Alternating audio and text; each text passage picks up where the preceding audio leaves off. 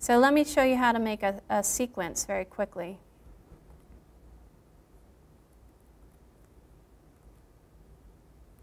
I'm going to do one on the scientific process.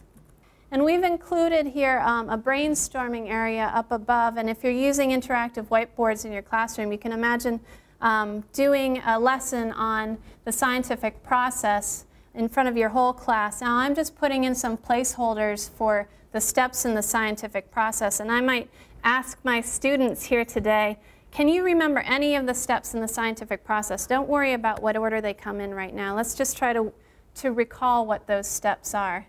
Can anybody help me? First you have to ask a question. Evaluation. There's always a conclusion, right? Research. I think these steps are called different things in different districts. And now as a group we can put them in the right order. So I think the first step is to ask a question, right? Does anybody know what the second step is? Hypothesis. I agree with that. Research. Evaluation. Conclusion. And if you get them in the wrong order, you can easily move them around. But I like to pause here because I think this is a very teachable moment because, as we all know, the scientific process is not a linear process at all. It doesn't have a beginning and an end.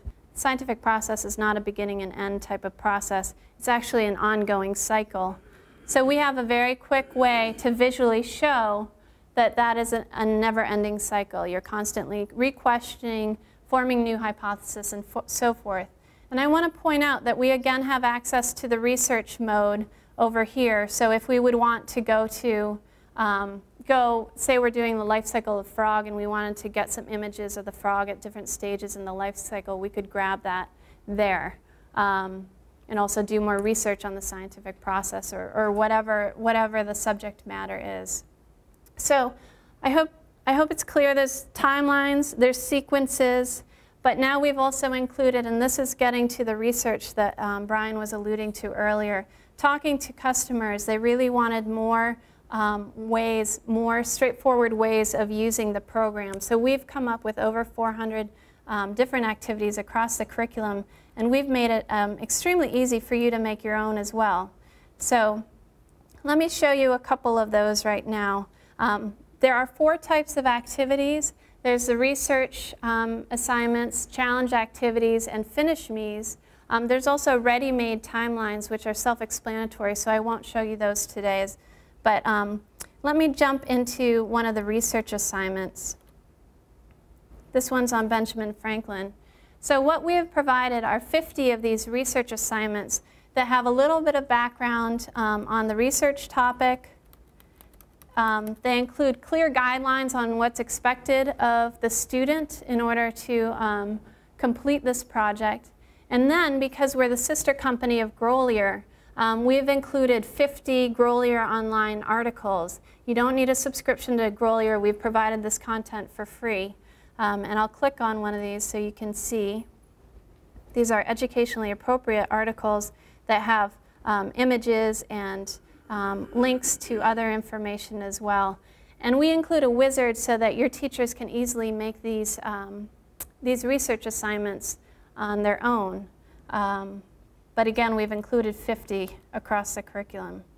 Now the next type of activity I want to show you, and I'm going to look at a different curriculum area, language arts, to show you a little bit of the breadth of the program, is Finish Me.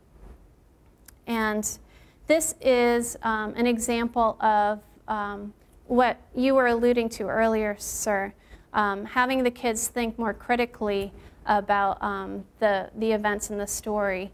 So they're basically putting together a story map, and the note here is from the teacher, and it says, complete the story sequence by adding at least 7 important events from Hatchet.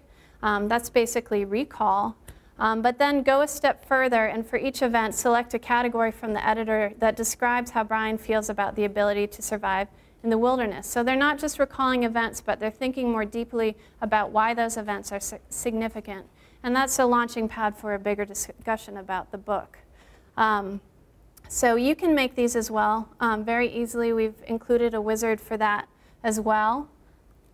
And then the final activity I wanted to show you, and I've saved it for last because I want to have a little fun with it, is a challenge. And basically any timeline that you make, you can save as a challenge, and it scrambles up all the events, and then the student has to put them in order.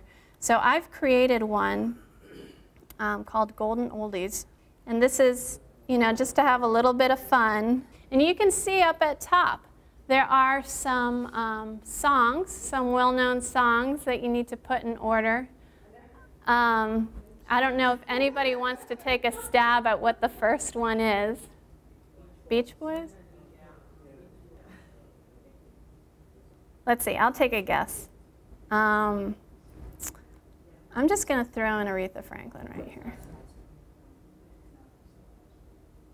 And let's try Baby Love, and Jackson 5 I definitely know is the last.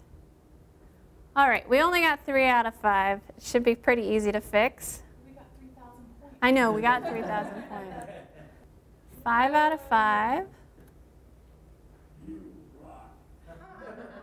So we have a really easy wizard for students to make these, for other students, for teachers to make them for their students. They can even select the little reward that comes in the end, and it's just a great little assessment that students can have fun with.